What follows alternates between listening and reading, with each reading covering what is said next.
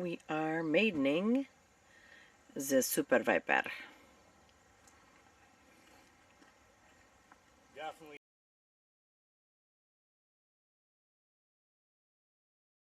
So here's the battery placement. When the battery placement was, I want to say it was 185 to 180 to 185 millimeters from the leading edge.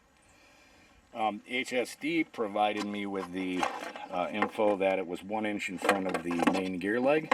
So that's exactly where I did it. I did it 1 inch in front of the main gear. Can't really see it. They're probably right here. So it's balanced right about here. Okay. Probably right on the wing tube. But it flew the first time really perfectly, so I'm not changing the balance. This is how I have my batteries. These are Roaring Top 5200s. They're back this way a little bit because if I had these here and these here, it was a considerable amount tail heavy. So that's I mean, I'm sure there's so much. If you look in here, you can see how much room you can play with these batteries. Yeah. I'm sure you could maybe, I don't even know if you could. You can't go back here because this is the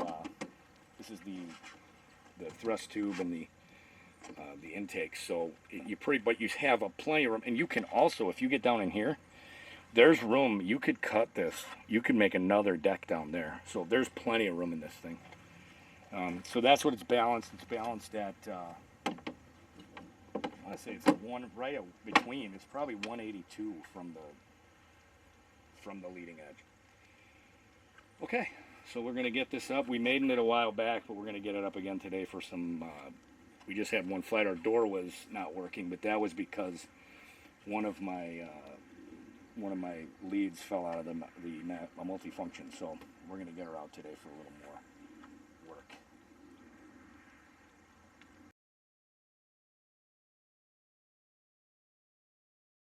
This was a 445 flight, so I'm going to get the... Okay, 444. Here, so 445, we're going to 445. check. I flew it a bit more aggressively, nothing crazy yet, but I did that full power. I mean, this thing on a full power climb. Oof, I saw it. Yeah. I swear to God, I was actually not even at full throttle, and it just kept going. Yeah, I would have disappeared on you. I mean, it would have kept going. This thing has more power than that L-39. Oh, it's yeah. Better vertical, and it's 4 pounds heavier. Right. You think the composite and the drag have to do? What do you think that is?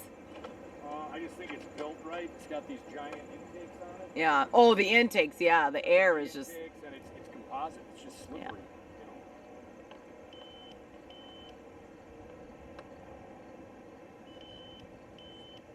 know? So 445. We got 27% left on 6200s. And you flew it more aggressively. You did a fast pass. Okay. And a climb. Full throttle. The takeoff was full throttle. But let's see, right. We're at 550.